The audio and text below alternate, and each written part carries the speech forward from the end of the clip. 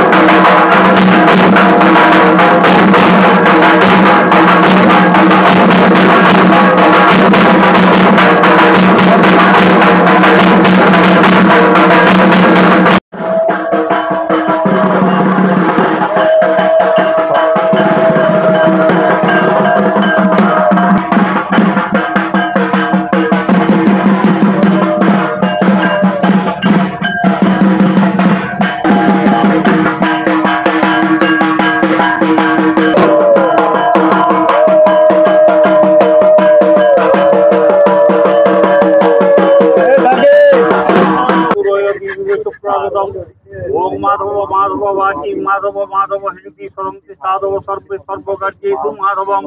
ओम शुक्लंबरम धरम विष्णु शशिवर्ण चतुर्भुजं प्रसन्नवदनं ध्यायेत् सर्वविघ्नोपशान्तये। ओम विष्णु ओम विष्णु ओम विष्णु श्री हरि ओम श्री हरि ओम श्री हरि।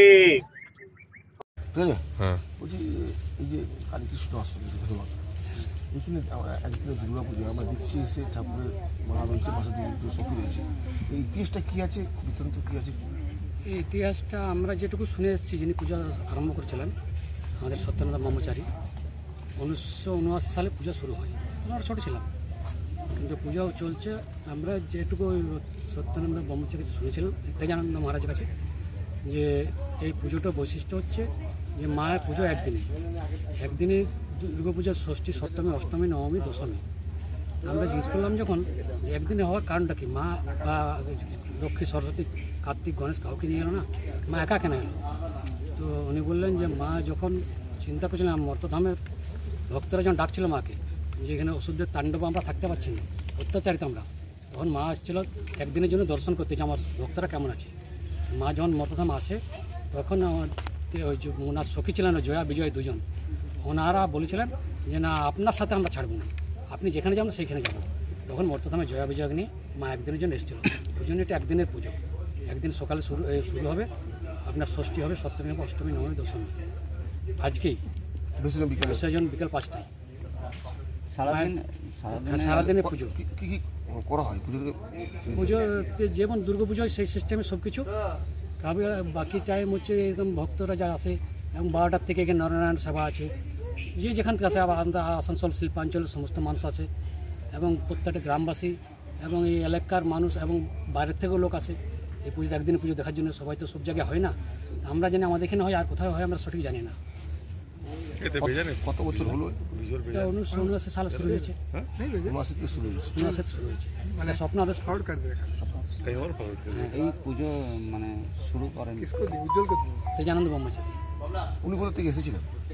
উনি এসেছিলেন কোথা থেকে সঠিক বলতে পারছি, তবে মনে হয় এই পুজোটা আসামে হয়, আসামে হয়, এটা আমি যেটা শুনেছি সেটাই আমি বলছি, এর বেশি জানি না। মানে আসাম থেকে এসেছিলেন উনি? হ্যাঁ, উনি এসেছিলেন 80 ওই কত সালে এসেছিল সঠিক আমি বলতে পারছি না, কিন্তু 79 সালে পুজো শুরু করেছিল। আপনার নাম? আমার নাম নারায়ণ দত্ত, গ্রাম ধেনুয়া, পোস্ট পানপুর। আমি এখানে মায়ের সেবা করি, সব মানে অল টাইম আর বলতে থাকি, এবং নিজের সংসারও ম্যানেজ করি, গ্রামের মানুষের সাথে ভালোবাসা রাখি, এবং মায়ের যেটুকু পারি সেবা করি। আচ্ছা, আপনারা এখানে এসেছেন কিসের জন্য? আমরা এসেছি যেটা আমরা মানে বহুদিনই আসানসোলবাসী, কিন্তু কোনোদিন জানতে পারিনি যে এই ধেনুয়া গ্রামে এত সুন্দর একটা পুজো হয় এবং একদিনেই ষষ্ঠী, সপ্তমী, অষ্টমী, নবমী, দশমী। হ্যাঁ, সেই জন্যই আমরা লোকমুখে শুনে আজ প্রায় 2-3 বছর ধরে আমরা এখানে আসছি প্রতিমা দর্শনে। এখানে কি মানে পুজোর বৈশিষ্ট্য কি রয়েছে? পুজোর বৈশিষ্ট্য বলতে আমরা পুরোপুরি তো আমরা জানি না আগেকার দিনে কি সিস্টেমে চলে আসছে, কিন্তু যেটা শুনেছি একদিনে হয়, সেই একদিনে হয় বলেই আমাদের খুব মানে এই জায়গাটা খুব আকর্ষণ করেছে আর কি, যে আমরা তাহলে একদিনেই পুজোটা দেখতে পারবো বা কিভাবে পুজো হয় সেটা দেখতে পারবো। দেখা যাচ্ছে যে মায়ের কাছে কিন্তু দুই মানে সখী রয়েছে, মানে তার ছেলে বা বাহন কেউ নাই। হ্যাঁ, এইটা হচ্ছে আমাদের পূর্বপুরুষ বা ওদের কি মানে রীতিনীতি কি ছিল বলতে পারবো না, কিন্তু যেটা জেনেছি যে মা মানে ওই কার্তিক, গণেশ ওনাদের নিয়ে আসেননি, উনি দুজন সখীকে শুধু নিয়ে এসেছেন, জয়া বিজয়া।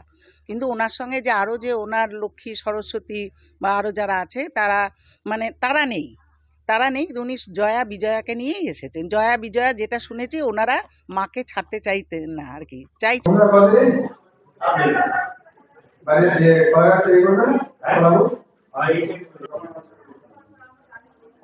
नहीं मिले तो